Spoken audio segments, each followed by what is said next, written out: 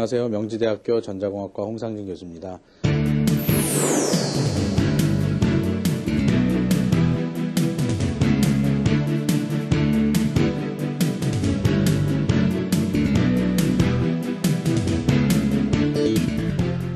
이번에는 13번째 강의로 지난 시간에 이어졌던 메탈라이제이션에 대해서 계속 이어서 여러분들과 함께 공부를 해보도록 하겠습니다. 앞서 말씀드렸던 메탈라이제이션은 주로 어떤 메탈들이 사용되고 그 메탈이 변하게 된 다양하게 메탈이 사용되게 된 변천에 대해서 말씀을 드렸는데 이번 시간에는 어떤 장비를 가지고 어떤 원리에 의해서 메탈을 증착하는지 또한 이베포레이션과 스퍼터링에 대해서 더 말씀을 드리고 뒷부분에 가서는 일렉트로플레이팅 즉 전해 도금을 말씀을 드릴 것입니다. 그리고 후반부에 많은 시간을 할애해서 앞으로 더 발전 가능성이 있는 최신 기술인 듀얼 데머신 프로세스에 대해서 즉 카퍼 프로세스에 대해서 시간을 할애해서 여러분들과 함께 하려고 하겠습니다.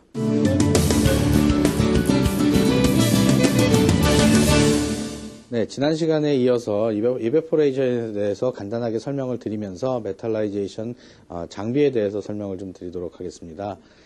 이베포레이션은 지난 시간에 말씀드린 것과 같이 이런 어떤 하이 베큐um 시스템에 의해서 고진공 상태로 체인버를 유지하고 보통은 이베포레이션은 이런 벨자 형태로 벨자라고 해서 벨 모양의 어떤 유리병 또는 프로세스 체인버를 구성하고 있고 그 안에 크루서블에 전기 에너지를 가해서 아주 고온의 환경을 유지해 주게 되면 금속이 끓게 됩니다. 즉 금속이 끓면서 기화하는 것들이 웨이퍼에 증착이 되는 효과를 나타내고요. 흔히 이베포레이션에서 사용할 수 있는 금속들은 상당히 제한적입니다. 물론 이베포레이션도 두 가지 형태를 가지고 있습니다.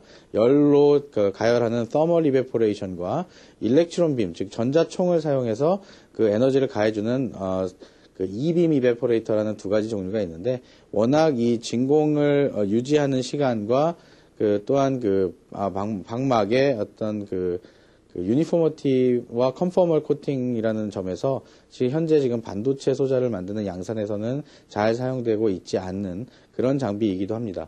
그러나 어쨌든 전기 에너지를 가한다는 그런 열을 가하거나 일렉트론 빔을 사용해서 기화를 시킨다는 점에서는 두 가지 장비가 또는 두 가지 공정이 다 동일한 공정으로 바라보실 수 있게 되었고 마치 지난 시간에 설명드렸던 바와 같이 이베포레이션 소스가 있고 소스에서 여기서 기화가 된 것들이 위에 웨이퍼에 달라붙게 되는 그런 현상들이면서 유니폼하게 달라붙게 하기 위한 또는 증착이 되게끔 하기 위해서 서브스트레이트를 로테이팅 한다라는 말씀도 드렸었습니다. 자, 이제 스퍼터링에 대해서 또는 스퍼터에 대해서 설명을 드리도록 하겠습니다. 자, 스퍼터링 시스템이라는 것은 아주 높은 에너지를 가지고 있는 입자들, 파티클들이 때립니다. 뭘 때리냐면 솔리드 상태, 고체 상태의 어떤 타겟을 딱 때리게 됩니다. 즉 고체 상태의 타겟이라는 것은 우리가 증착하고자 하는 금속을 의미하고요. 그래서 물리적으로 실제 금속 입자들의 원자들을 또는 분자들을 떨어뜨려 나게 되는 그런 효과를 이용해서 스퍼터를 이용합니다. 특히 스퍼터링에서는 진공을 통해서 진공상에서 원자들이 이동하게 되는 그런 효과를 낼 수가 있고 결국은 진공상에서 입자들이 이동하면서 웨이퍼상에 떨어졌을 때 웨이퍼에 들러붙게 되는 물리적으로 고착되는 그런 현상들을 이용한 것이 바로 스퍼터링입니다. 그래서 실제 스퍼터링을 보면 장비를 이따 좀 더 설명을 드리겠지만 보통은 이제 캐리어 가스라고 하는 아르곤을 사용합니다. 즉 아르곤을 주입해 줬을 때 아르곤들이 플라즈마에 의해서 인가된 RF나 아니면 DC 바이어스에 의해서 이온화가 되고 이온화가 된 이온화가 된 아르곤 플러스 입자들이 마이너스 전압이 가해진 타겟, 즉 금속 메탈로 이동을 하게 됩니다. 아주 고에너지의 고에너지의 아르곤 입자들이 금속 타겟을 향해서 마치 총알을 쏘듯이 금속을 때리면 금속은 아르곤의 충격으로 인해서 금속 입자들이 부서져 떨어져 나오게 됩니다. 그래서 아르곤 금속 덩어리들이 떨어져 나오는 것이 아니라 금속에 대한 어떤 금속 원자들이 떨어져 나오면서 내려오는 힘으로, 즉 아르곤이 때려서 전달된 그런 에너지가 전달돼서 그 금속 입자들이 웨이퍼로 떨어지는 그런 현상을 이용하는 것이 바로 스퍼터링입니다. 물론 시스템에 따라서 어떤 경우에는 타겟이 위쪽에 위치한 시스템도 있고 어떤 시스템들은 타겟이 아래 위치한 시스템도 있는데 대부분 그 타겟을 위쪽으로 두고 위에서 위로 그 아르곤을 쏘아 올리고 그 금속 입자들은 바닥으로 떨어지게 구성되어 있는 시스템이 가장 일반적이고 보편적인 시스템의 구성이라고 하겠습니다. 위에서부터 일방적으로 이렇게 떨어지는 거에 의해서 또는 물리적인 힘에 의해서 증착이 되기 때문에 어떤 갭필 능력이 중요하게 되는데 이베포레이션보다는 그 갭필 능력이 훨씬 더 좋아졌습니다. 즉 이베포레이션이라는 거는 이 기체가 그냥 이렇게 올라가면서 자유롭게 아무 곳에나 달라붙어서 즉 갭필이 안 되고 코너 부분에 쌓이는 그런 현상이 많았는데 스퍼터는 위에서 떨어지는 어떤 물리적인 힘에 의해서 방향성을 갖게 되고 방향성을 가짐으로써 비어있는 만약에 갭이 있다면 즉 트렌치를 파고 나서 또는 VR을 형성하고 나서 그 속에 금속을 채워야 될 때 이베포레이션보다 훨씬 더 효과적이고 더 빨리 공정을 수행할 수 있기 때문에 스퍼터가 주로 많이 사용이 되기도 합니다. 그래서 이 자료를 보시면 Filling High Aspect Ratio 갭이 훨씬 더 좋다 또는 스택 커버리지에 대한 성분이 부족하다라고 나와 있는데 그런 성분들은 뒤에 가서 설명을 드리도록 하겠습니다. 자, 이것이 제가 말씀드렸던 스퍼터의 어떤 그 메커니즘이라고 얘기를 하는데요. 주로 마이너스가 캐소드 부분에 그 스퍼터 타겟이 위치하게 됩니다. 즉 스퍼터 타겟이라고 얘기하는 것은 흔히 우리가 메탈 타겟이라고 얘기를 할 수도 있죠. 즉 우리가 만약에 그 카퍼를 스퍼터하고 싶다, 구리를 스퍼터하고 싶다라고 하면 구리의 원 소스 자체를 우리가 타겟이라고 부릅니다.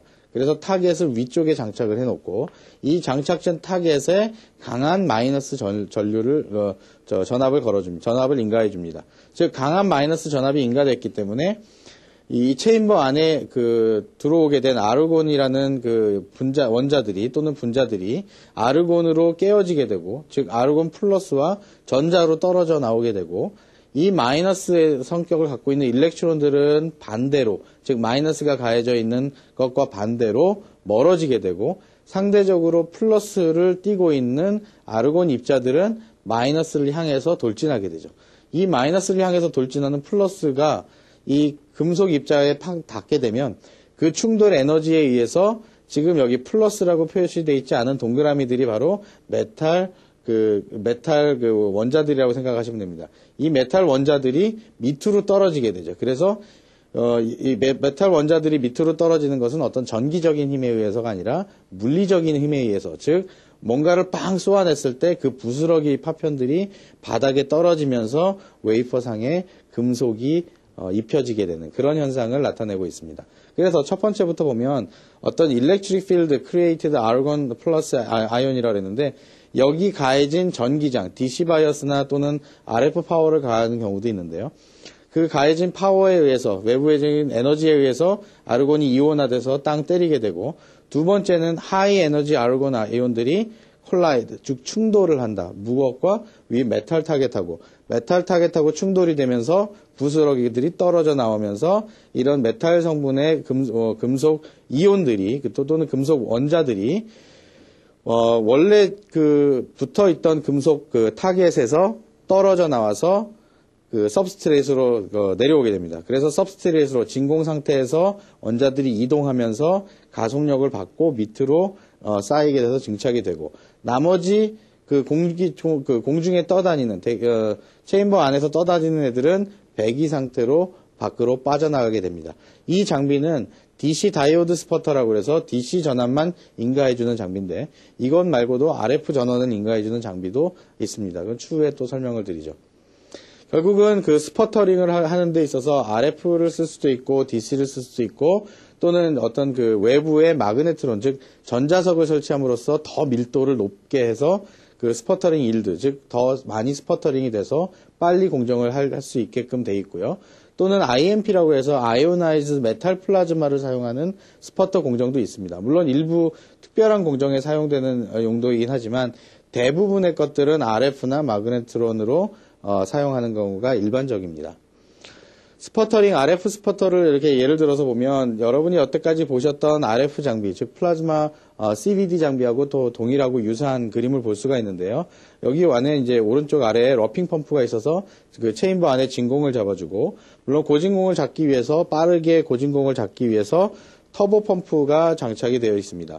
한 가지 다른 점은 플라즈마 CVD에서는 가스를 집어넣어주고 자연적으로 RF 파워를 인가해서 플라즈마가 발생하게끔 했는데, 여기 이 스퍼터에서는 타겟이 윗면에 위치하고 이 안에서 발생된 전압의 차이로 인해서 아르곤이 타겟을 땅 때리고 나머지 부스러기 메탈의 이온들이 바닥으로 떨어지게끔 설계가 된, 즉 체인버 설계만 다르게 되어 있는 부분이라고 생각하시면 되고요. 마찬가지로 이쪽에 압력을 컨트롤하는 부분이나 RF 신호를 주는 RF 파워를 인가해서 플라즈마를 만들어내는, 즉 아르곤 플라즈마를 만들어내는 것들은 동일하다고 보시면 됩니다.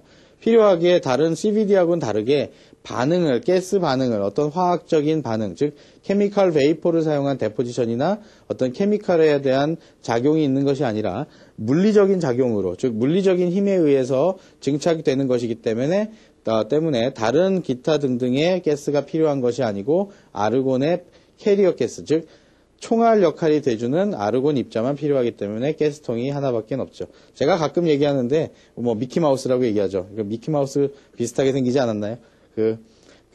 가스 레귤레이터라고 하는 부분인데 저는 그냥 이걸 미키마우스라고 얘기를 합니다. 농담이었습니다. 자, 그 다음에 스퍼터링 중에 마그네트론 스퍼터링이 있습니다. 수율을 좀 더 올리고 플라즈마 밀도를 더 좋게 해서 더 많은 금속 입자들이 더 쉽게 발생하고 증착될 수 있게끔 하기 위해서 플라즈마 헤드, 타겟이 장착되어 있는 윗부분에 마그네트론을 달아줍니다. 그러면 이 마그네트론이 자기장을 형성하는데 이 자기장이 형성되는 것이 이 전자석이 있는 주변으로 이렇게 형성이 되기 때문에 한쪽 면만 타겟이 닳는 것이 아니라 골고루 전 면적의 타겟이 공통적으로 소모되고 공통적으로 스퍼터링 일드가 나와서 유니포머티가 향상될 수 있게끔 장비 구조가 바뀌어 있는 그런 장비를 보여드리고 있습니다. 제가 이전 장비를 하나 더 다시 보여드릴게요. 이 부분에 있어서는 검은 마그네트론이 없죠. 그래서 그냥 단지 RF 스퍼터라고 얘기를 합니다. 그런데 이 부분에서 마그네트론이 달려있기 때문에 마그네트론 RF 스퍼터 또는 RF 마그네트론 스퍼터라고 이름이 지어지고 있고, 훨씬 더 장비에 대한 효율이 높아서 현재는 RF 마그네트론 스퍼터가 가장 일반적으로 사용이 되고 있습니다.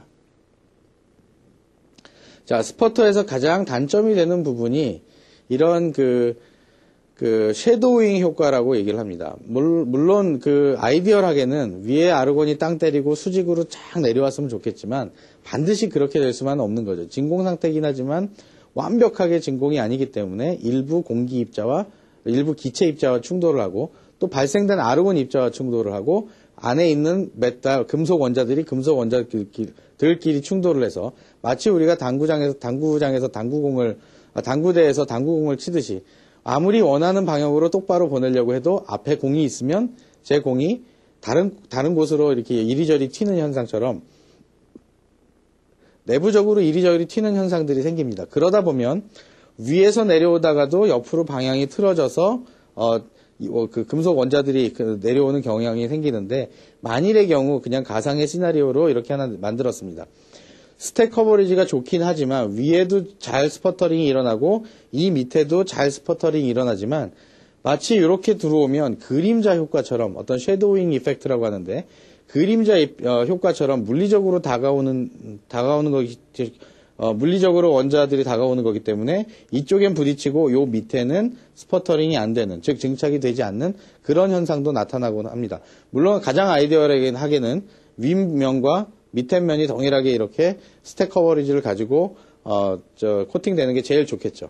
그래서 이런 효과가 나타나면 결국은 이런 식으로 코팅이 되면 밑에 부분적으로 개필이 되는 현상이 생기기도 하고, 또는 이 코너 부분에 더 많이 닿아서 이 코너 부분이 먼저 닫히고 속에는 차지 않는 그런 키홀을 만들어내는 열쇠 구멍 같죠? 이렇게 가운데 구멍이 뻥 뚫려 있는 그런 키홀을 만들어낼 수도 있는 단점도 있습니다. 그러나 그런 것들을 극복하려고 샘플을 이렇게 로테이션 시킨다든지 이게 방향으로 빙빙 밑을 돌리면 그 일정한 방향이 한쪽으로만 이렇게 오다가 얘가 반대쪽으로 이렇게 돌아가면 열려지게 되기 때문에 그쪽 밑에도 코팅이 잘 될 수 있도록 장비들이 운영되고 있습니다.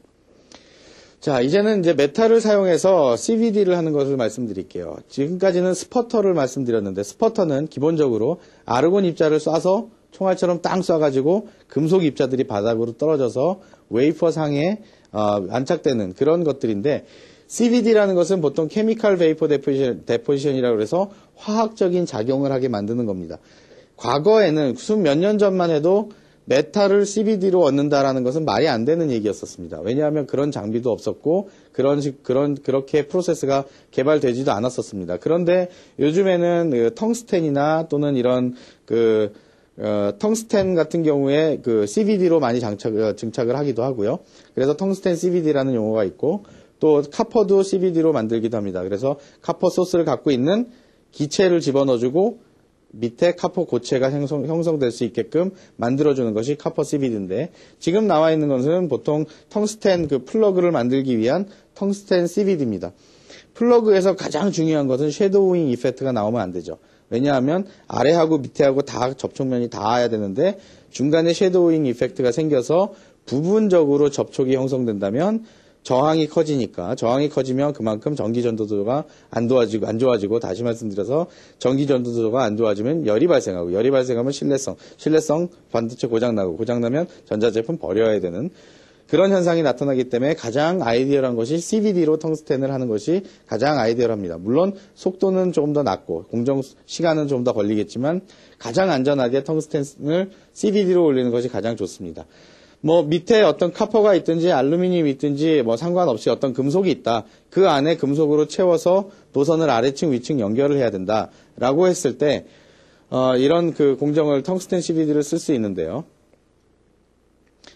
이 안에 이렇게 애치가 되어 있습니다. 즉 구멍이 이만큼 파 있는 상태에서 이 안에를 채우려니까 가장 좋은 것들이 어떤 타이타늄으로 디퓨전 배리어를 만들고 또는 메탈 배리어에서 메탈 컨택할 수 있는 부분을 만들어 놓고 타이타늄 나이트라이드를 또 더 증착을 합니다. 즉 이것도 디퓨전 배리어로 사용이 됩니다. 즉 디퓨전 배리어는 흔히 타이타늄하고 그 다음에 타이타늄 나이트라이드, 타이나이라고 하는 두 가지의 종류를 사용해서 타이타늄이 한 층 있고 타이타늄 나이트라이드가 한 층 있고 그 상태에서 텅스텐을 쭉 데포지션을 합니다. 즉 CVD 데포지션을 했기 때문에 구멍도 다 차고 그 위에도 차죠. 그러나 요 안에 쪽은 좀 덜 차게 됩니다. 그랬을 때 그러면 그 텅스텐을 채운 효과가 없지 않느냐? 그렇지 않고 필요 없는 부분의 텅스텐은 싹 갈아서 없애는 CMP 공정을 하게 되면 오른쪽에 보시는 그림과 같이 구멍이 텅스텐으로 꽉 차 있게 되죠. 그래서 이것들이 바로 메탈 플러그라고 하는, 즉 우리 콘센트에 플러그를 꽂는 것처럼 이렇게 어떤 구멍에다가 이렇게 꽂는 것들을 플러그라고 하잖아요. 꽂아 넣는 의미. 그래서 마지막에 최종적으로 나와 있는 모양을 보고 이 어떤 구멍에 뭔가가 들어가 있는 형태라고 해서 플러그라는 이름을 갖게 됐고, 이름이 이제 텅스텐으로 만들었기 때문에 텅스텐 플러그라고 명명하게 되었습니다. 자, 이런 경우에도 메탈을 사용하고 스퍼터보다는 텅스텐 CVD를 사용한다라는 거 한번 좀 염두해 주셨으면 좋겠고요. 그 다음에 일렉트로 플레이팅이라고 하는 카퍼 일렉트로 플레이트를 사용합니다. 자, 카퍼 일렉트로 플레이트라는 것은 도금 기술은 과거에 굉장히 잘 발달되고 유지가 됐었습니다. 그런데 반도체에서도 그 듀얼 데머신 프로세스 또는 카퍼 프로세스를 사용하면서 구리 도금이라는 것을 사용하기 시작했죠. 즉 구리 도금에 대한 자세한 메커니즘은 설명드리지 않겠지만 이 안에 황산구리 수용액이 담겨 있습니다. 그 황산구리 수용액이 있고요. 이 안에 구리판에 캐소드에 구리판이 있습니다. 거의 스퍼터하고 굉장히 비슷한 메커니즘이라고 보시면 되는데, 캐소드에 그 스퍼터가 아니라 여기서는 일렉트로 플레이팅을 하려고 하는 소스가 달려 있습니다. 자, 타겟이라고 하는 용어는 어떤 목표물이죠. 아르곤이 쏘아서 맞추는 목표물이고, 여기서 말하는 소스라는 것은 카퍼가 제공되는 그것을 이야기하고 있습니다. 그래서 황산 구리 수용액에 구리 성분이 있는데 그 구리 성분들이 웨이퍼에 달라붙게 됩니다. 즉 여기에는 지금 이게 웨이퍼고요. 요 앞 밑에 있는 부분이 이제 카퍼 부분이라서 이 카퍼 플러스로 인가가 되어 있는 카퍼에서 끊임없이 구리가 제공되고 이 안에 황산구리 수용액 안에 녹아있는 구리들이 웨이퍼 위쪽으로 석출이 되게 됩니다. 물론 이거는 전해 도금이기 때문에 이 마이너스에 연결되어 있는 웨이퍼가 모두 도통해야 된다는 그런 점도 있고요. 그래서 서브스트레이트이 도핑이 된 서브스트레이트라면 특히 구리 배선이 없이도 도통이 돼 있어서 전기적으로 전류를 흘려줄 수 있는 그런 점이 있습니다.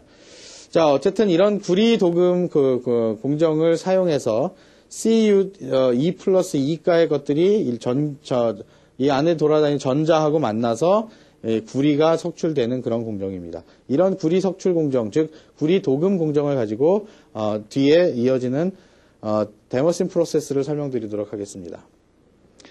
자, 이제 데머신 프로세스가 나오는데 데머신이라는 것은 어떤 상감 기법을 사용하는 그런 기법입니다. 우리 도자기에서 얘기할 때 상감청자 도자기라고 하는 것들이 있는데 혹시 상감청자 도자기가 어떤 건지 기억하시는 분 있으실지 모르겠습니다. 고려시대 때 도자기 상감청자는 도자기를 다 구워내기 전에 어떤 문양을 파내고 그 파낸 문양 안에 다른 색깔의 흙으로서 모양을 채워서 도자기를 구웠을 때 그 모양이 그림을 그린 것이 아니라 위에 덧입혀지는 구멍을 파내고 그 안에 뭔가를 채워서 만드는 기법이 바로 상감 기법입니다.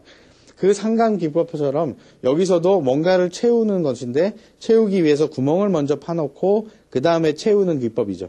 그 기법이 뭔가 다른 점은 뭐냐면 더 이상 이제 텅스텐 플러그를 사용하지 않아도 된다는 거죠. 즉 여태까지 반도체가 발전되면서 굉장히 다양한 금속들이 사용됐는데 그 다양한 금속들이 사용되게 되면서 공정도 복잡해지고 장비의 종류도 많아졌지만 장비의 종류를 줄이고 플러그 대신에 한 번에 도금을 해서 플러그와 메탈 라인까지, 구리 라인까지 채울 수 있게 되는 장점이 있기 때문에 데머신 프로세스가 개발됐습니다.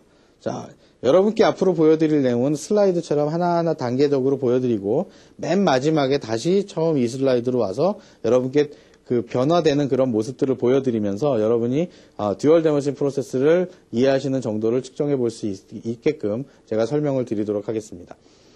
바닥에 어떤 메탈 라인이 있습니다. 메탈 라인이 있고 메탈 라인이 있는 상태에서, 물론 없어도 괜찮지만 있는 상태에서 높은 실리콘 옥사이드를 형성을 했어요.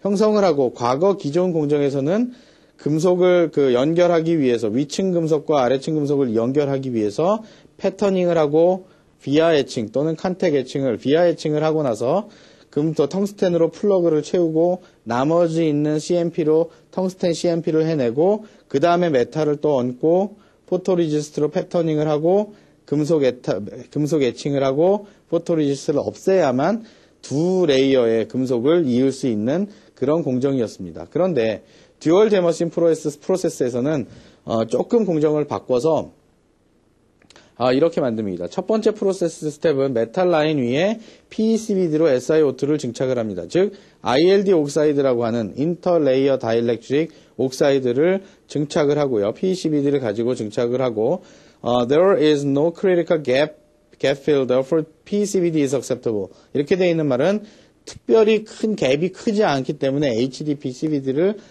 꼭 써야 될 필요는 없다라는 얘기를 씁니다. 그래서 장비가 상대적으로 저렴한 PECVD 장비를 가지고 옥사이드를 올릴 수 있다라고 얘기하고 있습니다. 자, 두 번째 스텝은 부분적으로 우리가 엣치 스탑을 만들어 놓기 위해서 실리콘 나이트라이드를 증착합니다. 실리콘 나이트라이드는 LPCVD로 증착을 할 수도 있지만 이 상태에서는 메탈이 있기 때문에 PECVD로 증착한 실리콘 나이트라이드를 사용합니다. 실리콘 나이트라이드는 엣치 스탑으로 사용될 것이기 때문에 아주 두꺼울 필요는 없고요. 아주 조금 얇은 대략 한 250옹스트롱에서 500옹스트롱 이하의 어떤 실리콘 나이트라이드 레이어가 필요하고요. 이런 부분에서는 아주 ILD가 양질의 것이 돼야 되기 때문에 HDP CVD를 사용하는 것이 좋다고는 돼 있지만 반드시 HDP CVD를 사용해야 되는 것은 아닙니다. 특히 가장 중요한 것은 핀홀이 존재하면 안 됩니다. 즉 핀홀이라는 것은 부분적으로 실리콘 나이트라이드가 증착되지 않은 부분이 생긴다면 그 다음에 이어지 애치할 때 그 원하지 않는 부분까지 애치가 될 것이기 때문에 핀홀이 있어서는 안 된다는 게 가장 중요한 점이고요. 어쨌든 실리콘 옥사이드를 증착을 하고 그 다음에 실리콘 나이트라이드를 또한 증착을 했습니다. 즉 데포지션을 했고요. 그 다음에 실리콘 나이트라이드를 선택적으로 애치를 해냅니다. 즉 선택적으로 애치를 해냈다는 얘기는 이 부분을 애칭하고 싶어 하는 겁니다. 즉 비아홀이 되는 영역을 우리가 디파인 해주기 위해서 비아홀 영역을 정의를 해주죠. 즉 비아홀을 정의해주게 되면 나머지 애치를 할 때 이쪽의 부분은 애치가 될 것이고 실리콘 나이트라이드로 막혀있는 부분은 애치가 되지 않아서 남아있게 되는 그런 영역을 여러분께서 보실 수 있습니다. 실리콘 나이트라이드 패턴을 하기 위해서는 실리콘 나이트라이드 포토레지스트 패턴이 들어가고요. 포토레지스트를 다 벗겨낸 그림을 여러분께서 보고 계십니다. 자, 비아 패터닝이 끝나면 그 다음에는 메탈 패턴이 올라갈 자리를 만들어 놓는 건데 메탈을 먼저 놓고 ILD를 놓는 것이 아니라 ILD가 될 부분을 먼저 놓고 그 다음에 메탈을 얻는 공정으로 순서가 바뀔 겁니다. 즉 처음에 SiO2를 얹어내고 실리콘 나이트라이드로 데포지션을 한 다음에 비아가 들어갈 공간에 비아 데포니션, 즉 비아를 열어줄 수 있게끔 비아를 패터닝 하고요. 비아 패터닝을 하고 그 다음에 실리콘 옥사이드를 다시 덮었습니다. 그리고 나서 여기를 일정 부분 패터닝을 해서 메탈이 들어갈 수 있는 영역을 정의를 할 겁니다. 즉 다음 부분과 같이요. 이렇게 포토레지스트를 사용해서 이 부분에 메탈이 올라가야 되는 영역을 정의를 하게 되는데 메탈이 올라가게 되는 영역이 정의가 되면 이 위에 바로 메탈을 올리는 것이 아니라 이 실리콘 옥사이드를 애치해낼 겁니다. 그런데 이 실리콘 옥사이드를 애치해낼 때 이 실리콘 나이트라이드 회색 부분으로 되어 있는 실리콘 나이트라이드 부분은 애치가 되지 않고 실리콘 나이트라이드가 없는 부분까지 끝까지 애치가 되겠죠. 자, 그래서 다음에 애치가 되면 이런 형태를 보실 수가 있습니다. 즉 앞에 그림하고 다시 한번 비교를 해드리면 이 그림에서 포토레지스트가 있는 상태에서 플로린 계열의 그 가스를 사용한 플라즈마 애칭으로 쭉 애치를 해나가면 이 위에 노출되어 있는 실리콘 옥사이드가 다 애치가 될 거예요.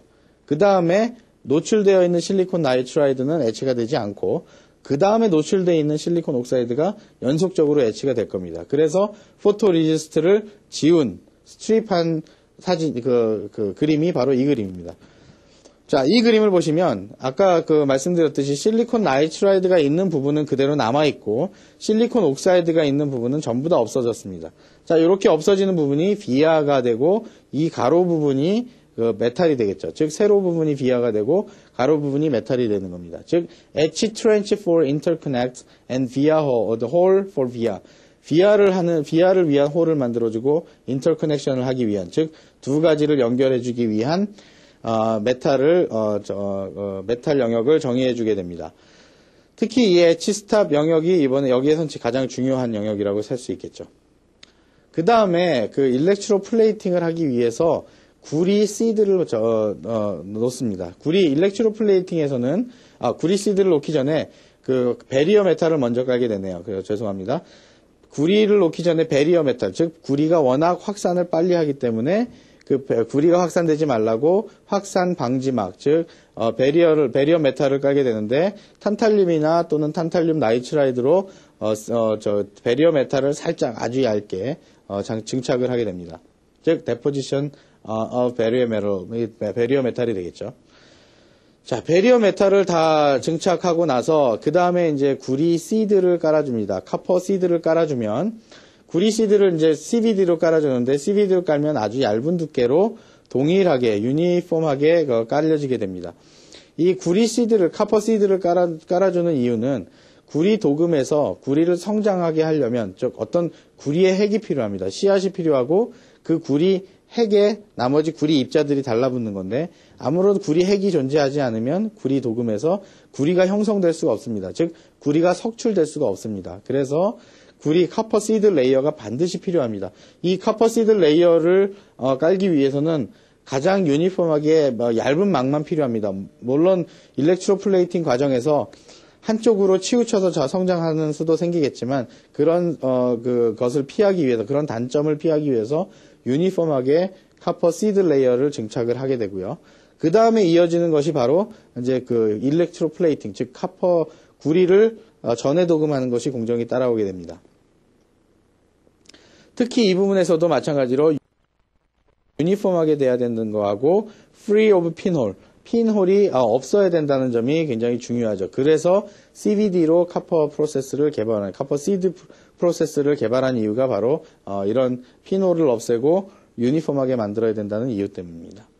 자, 그 다음에 일렉트로 플레이팅을 하게 될 거예요. 자, 일렉트로 플레이팅을 하면 전해 도금이라 구리가 쭉쭉 석출이 됩니다. 그런데 여러분이 생각하시기에는 여기서부터 여기까지 석출이 된다고 윗방향으로만 석출된다고 생각하지만 하실 수 있겠지만 구리 도금 공정에서는 모든 전 방향으로 구리가 석출이 됩니다. 즉 구리가 노출되어 있는 이전 슬라이드를 보여드리면 구리가 노출되어 있는 이 바닥에서 윗방향으로도 석출이 되고 오른쪽에서 왼쪽으로도 석출되고 왼쪽에서 오른쪽으로도 석출이 됩니다. 즉 상대적으로 이 깊은 갭필을 채우는데 모든 방향에서 전 방향에서 구리가 채워지기 때문에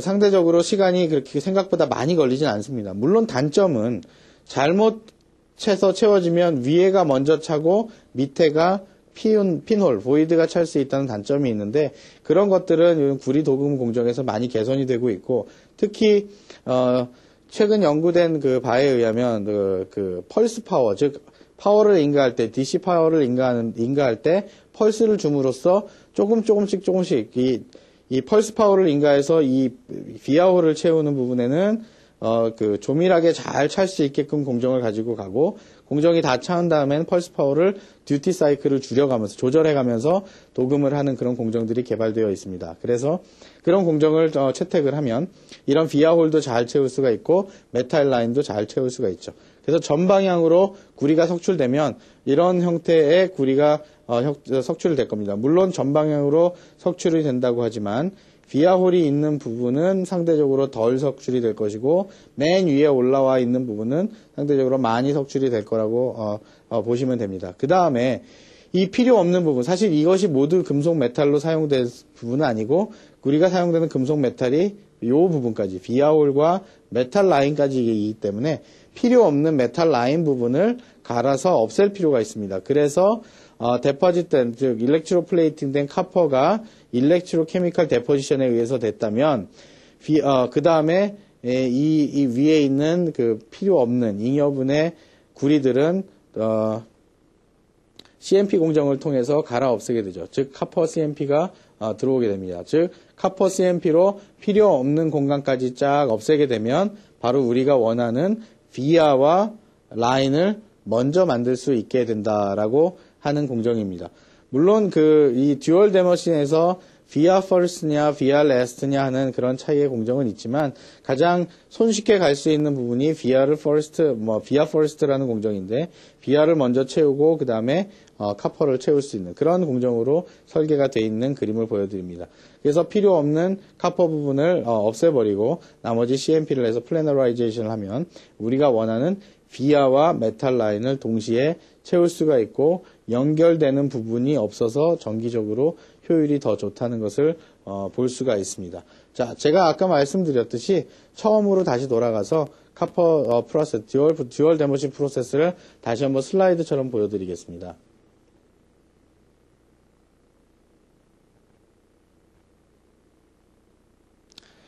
자, 지금의 과정을 2번을 반복할 건데요. 제가 처음에는 설명을 드려가면서 빠르게 반복을 할 거예요. 그 다음에는 설명 없이 간단하게 여러분들이 머릿속으로 이해하실 수 있게끔 한 번 더 반복을 해드리도록 하겠습니다. 자, 지금 공정에서는 밑에 메탈 라인이 있고 실리콘 옥사이드를 자라게 만들었죠. 그 다음 공정은 뭐가 될까요? 바로 이런 실리콘 나이트라이드로 엣지 스탑을 만들어야 되겠죠. 즉 엣지 스탑이라는 것은 비아에서 들어가는 엣지와 메탈 라인이 들어가는 엣지를 구분하기 위해서 실리콘 나이트라이드로 엣지 스탑을 만들어 놓는 겁니다. 즉 엣지 스탑을 만들기 위해서는 포토 리지스트 패터닝이 들어가겠죠. 어떤 모양으로? 이런 모양으로 들어가겠죠. 즉 비아를 etch해야 되는 부분만 실리콘 나이트라이드를 열어놓고 나머지 부분은 막아놓는 겁니다. 즉 막아놓는 부분은 분명히 메탈이 올라갈 부분이겠죠. 자, 그 다음에 공정은 뭐가 될까요? 메탈과 메탈 사이에, 즉 아래층 메탈과 위층 메탈 사이가 아니라 같은 층에 있는 메탈과 메탈 사이에 절연물을 만들어주는 것인데, 메탈을 먼저 만들어 놓고 절여를 하는 방법도 있지만 듀얼 데머신에서는 절연물을 먼저 만들어 놓고 선택적으로 절연물을 etch한 다음에 거기에다 메탈을 채울 것이니까 다이일렉트릭 데포지션이 필요하겠죠. 즉 SiO2 성분의 다이일렉트릭을 증착을 합니다. 즉 증착을 할 때는 밑에 메탈 라인이 있기 때문에 어떤 장비를 쓴다? PCVD를 쓴다. 물론 HDPCVD를 사용할 수도 있지만 굳이 어떤 갭필을 할 필요가 없는 상태에서 HDPCVD를 꼭 써야 되는 건 아닙니다. 그래서 PCVD 또는 HDPCVD로 ILD를 형성합니다. 자, 이렇게 ILD를 형성한 다음에 그 다음에 뭘 해야 될까요? 그렇죠. 메탈 라인, 즉 비아가 아니라 메탈 라인이 들어가야 될 영역을 정의해 줘야 되겠죠. 자, 패턴을 정의할 때는 반드시 들어가는 것이 포토리소그래피라는 공정과 etch라는 공정이 들어가죠. 다음 강의에서 이어질 것들이 포토리소그래피와 etch들인데 미리 말씀을 드리면 이렇게 포토리소그래피를 통해서 구멍을 열어놓고 그 다음에 이 부분을 나머지 부분을 etch를 해낼 겁니다. 즉 etch가 되고 나서 그 영역 안에 메탈이 차지겠죠. 자, 이렇게 됩니다. 즉 etch를 할 때 위에 있는 옥사이드만 없어지는 것이 아니라 비아를 형성하기 위한 옥사이드도 같이 etch가 된다는 거죠. 한 가지 주목할 점은 etch 스탑으로 만들어 놓은 실리콘 나이트라이드는 etch가 되지 않기 때문에 우리가 비아를 형성할 수 있게 되는 겁니다. 자, 그 다음에는 어떤 공정을 할까요? 이제는 모양을 만들었으니까 금속을 채워야 된다. 금속을 채우는데 그냥 처음부터 카퍼를 쓸 수는 없다. 왜죠? 카퍼는 디퓨전을 많이 하기 때문에 디퓨전 배리어가 필요하다. 그래서 디퓨전을 막을 수 있게끔 디퓨전 배리어를 깔아줍니다. 즉 탄탈륨이나 탄탈륨 나이트라이드로 디퓨전 배리어를 깔아준 다음에 그 다음에는 이제 구리 일렉트로 플레이팅, 즉 전해 도금을 하기 위한 구리 핵을 만들어주는 거죠. 즉 구리에 씨앗을 뿌려준다고 생각하시면 구리 시드 레이어를 CVD로 만들어줍니다. CVD에서 그 구리 씨앗으로 만들어준 이유는 핀홀이 없게 하게끔 하기 위해서, 또한 유니폼하게 그 높이를 맞춰주기 위해서 그 카퍼 CVD로 공정을 합니다. 그 다음에는 이제 일렉트로 플레이팅을 해서 쭉 올리게 되겠죠. 일렉트로 플레이팅을 해서 쭉 올리게 되면 그 카퍼 시드 레이어부터 성장을 해내게 되고 필요 없는 부분을 이제 카퍼 CMP를 통해서 지워서 없애서 날리는 그런 공정이 필요할 겁니다. 그래서 이렇게 카퍼 CMP를 하게 되면 바로 비아와 메탈 라인이 동시에 형성되는 그런 모습을 여러분들께서 보실 수 있습니다. 자, 말씀드린 대로 마지막으로 다시 제 설명 없이 여러분들께 다시 한번 여러분들이 잘 기억하실 수 있게끔 설명을 드리도록 하겠습니다. 자, SiO2가 이렇게 증착이 됐고요. 그 다음에 실리콘 나이트라이드로 etch 스탑을 만들었고요. 나이트라이드로 비아 패터닝을 만들기 위해서 비아를 정의했고요. 비아 패턴을 하고 etch를 할 겁니다. 그런데 etch를 지금 하는 것이 아니라 먼저 한번 다이일렉트릭 레이어를 증착하고 etch를 할 겁니다. 이 상태에서 etch를 하면 그 실리콘 옥사이드 위에 있는 옥사이드가 다 없어지기 때문에 포토리소그래피를 통해서 옥사이드, 메탈이 들어갈 수 있는 영역만 다시 가려놓죠. 즉 다시 열어놓죠. 그 말은 여기 부분은 가려져 있고 이 부분은 열려 있으니까 열려있는 실리콘 옥사이드가 etch가 되겠죠. 그래서 이런 부분이 나타날 것이고, 그 다음에 카퍼 시드를 하기 전에 디퓨전 배리어를 쌓게 되고, 디퓨전 배리어를 쌓은 다음에 카퍼 시드를 얹게 되고, 일렉트로 플레이팅을 통해서 구리를 성장시키게 해서 석출하게 되면 나머지 잉여 부분을 잘라서 없애는 카퍼 CMP를 하게 됩니다. 그래서 듀얼 데머신 프로세스가 완성이 됩니다. 자, 그래서 메탈라이제이션을 한번 거꾸로 이렇게 거짚어서 생각해 보면, 저희가 금속 배선을 하기 위해서 메탈을 얻는데 메탈과 메탈 사이에선 층간은 반드시 절연이 돼야 된다. 그래서 이전 강의에서 여러분께서 배우셨듯이 데포지션을 통해서 다이일렉트릭, 즉 절연체들이 증착이 되게 됩니다. 그리고 증착된 절연체 위에 다시 새로운 메탈이 올라가고요. 다시 절연체를 증착하고 다시 새로운 메탈이 올라갑니다. 그런데 메탈과 위층과 아래층의 메탈이 서로 떨어져 있다면 전기적인 회로가 동작하지 않게 되죠. 그래서 전기적인 회로를 동작시키기 위해서 위에 있는 메탈과 아래에 있는 메탈을 이어주는 비아라는 것이 필요하게 됩니다. 물론 컨택하고, 즉 반도체 소자의 소스하고 드레인 게이트하고 연결되는 부분은 컨택이라는 용어로 비아와 마찬가지로 형성이 되죠. 즉 소자가 있다면 컨택이 있고, 그 다음에 비아1이 있고, 그 다음에 메탈 라인이 있게 되죠. 즉 비아1은 메탈 1과 연결이 되는 것이고요. 그 다음에 바로 메탈 2가 있는 것이 아니라 그 다음에는 다이일렉트릭이 있고 메탈 2가 존재하게 되는 거죠. 그 다음에 메탈 2 위에 메탈 3와 연결해주는 영역이 바로 비아 3고 메탈 3라는 것이죠. 다이일렉트릭 레이어에는 특별하게 설계도가 필요하지 않죠. 왜일까요? 그렇죠. 다이일렉트릭은 메탈 라인을 전체 다 덮어줘서 절연을 하기 위한 것이니까 설계도가 필요하지 않습니다. 즉 CVD 공정을 사용해서 증착을 할 때는 선택적으로 증착을 하는 것이 아니라 전부 다 웨이퍼 표면을 덮어주는 증착을 하면 됩니다. 그런데 CVD를 해서 어떤 다이일렉트릭을 증착하게 된 다음에 그 다음에 포토리지스트 패터닝을 하기 위해선 우리가 말한 설계도가 필요한 거죠.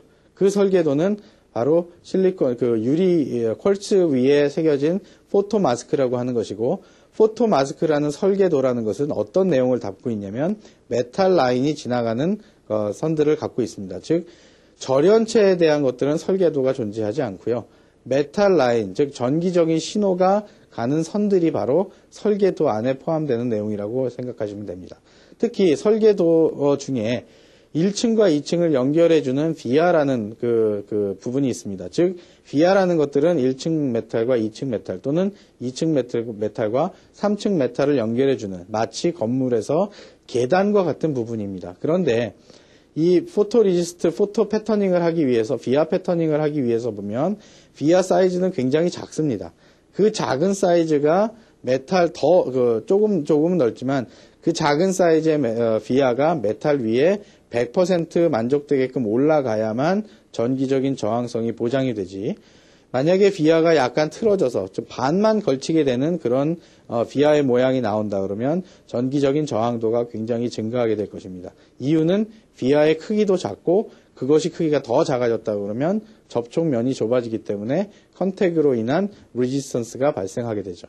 그래서 포토리지스트 패터닝을 하는 경우에 비아 패터닝이 굉장히 중요하고 비아 엣지도 굉장히 중요하게 됩니다. 즉 비아 엣지를 하기 위해선 다이일렉트릭 부분을 구멍을 파내야 되는데 만약에 비아 엣칭이 끝까지 이루어지지 않았을 경우에는 즉 비아 부분이 완전하게 형성이 되지 않았을 경우에는 비아의 바닥에 있는 영역이 그 다이일렉트릭 즉 절연체로 막혀 있기 때문에 아래층과 위층이 연결되지 않는 그런 현상을 나타낼 수 있습니다.